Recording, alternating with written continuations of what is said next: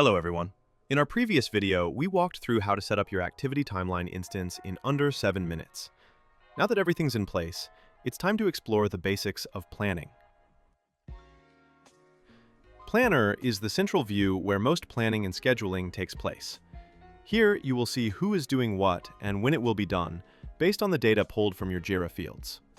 In the planner, you'll see users from the selected teams, focus on specific time periods, and view everything that's scheduled in a clear calendar layout. When you start planning work, the Issue panel is your go-to place for navigating the Jira backlog. You can filter tasks based on what's relevant right now using options like Assignee, Project, or Status, and group them by project, status, or other criteria. You can apply filters to the timeline to keep your planning focused on what matters most. Instead of setting up filters from scratch every time, just save them as dashboards. Dashboards remember your filters, grouping, period, even which team you're looking at. Next time, just select the dashboard and your view will update instantly. Now that your view is set up, let's take a look at how to start scheduling. The quickest and most intuitive is to simply drag a task from the left panel and drop it onto the user's timeline. In just a second, it's scheduled in both ActivityTimeline and Jira. Planning goes beyond drag and drop.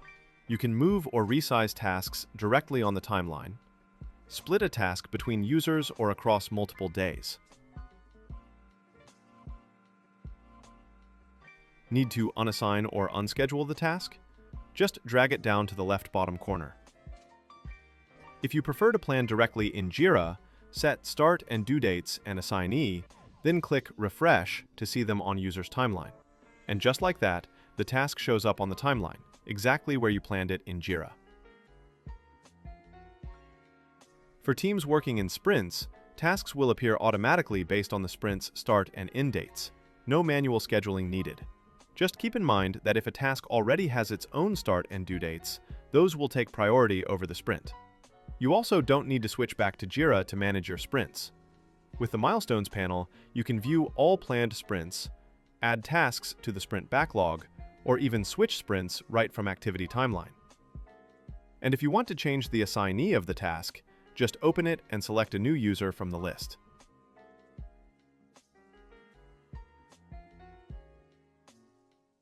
Below each user's name, you'll see an individual workload indicator. It's color-coded so you can quickly see who's free and who's overloaded. Yellow shows the user is allocated less than 50%. Light green means they're between 50 and 90%. Bright green indicates a healthy load, between 90 and 100%. Orange and red signal that the user is over-allocated. You also have full control over how workload is displayed, so it fits your team's style. The default is workload, which shows effort based on remaining time estimates. You can also switch to number of issues to simply count tasks per day, availability to focus on user capacity instead, or work logs and workload, which uses logged hours for the past and estimates for the future. And finally, you can choose how it's displayed, either in hours or in percentages. Now that we've scheduled tasks on the timeline and can see who's busy or not, let's break down how the workload is calculated.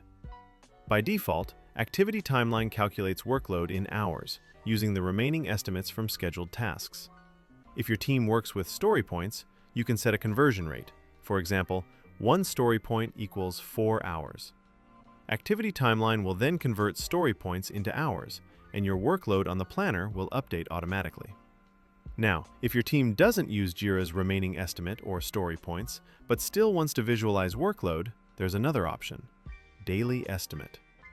It helps you define how many hours per day or what percentage of a person's capacity should be spent on a task.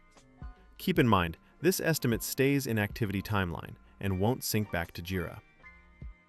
Another factor that directly impacts workload is time off, so let's take a closer look at how that works. There are several types of leave events already created in the app, and they all follow the same logic. They reduce a user's available capacity. ActivityTimeline comes with common leave types like day off, sick leave, vacation, and holiday, and you can also create your own custom leave events. Day off and vacation types can be configured to require manager approval. Once approved, users won't be able to change the dates themselves, ensuring accuracy in your planning. With vacation, you can also enforce a yearly limit of approved days to avoid overbooking. As for holidays, since they often apply to many users at once, you can create different holiday schemes. To learn more about how to configure them, check out our previous video here. That's it for this video. We've covered all the basic planning features of Activity Timeline, and we hope it was helpful.